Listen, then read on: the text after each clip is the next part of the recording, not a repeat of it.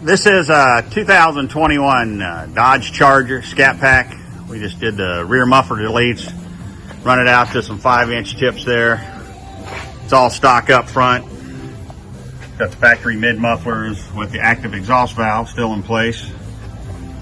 You can see that really fills up the gap nice. Got a really nice look to it.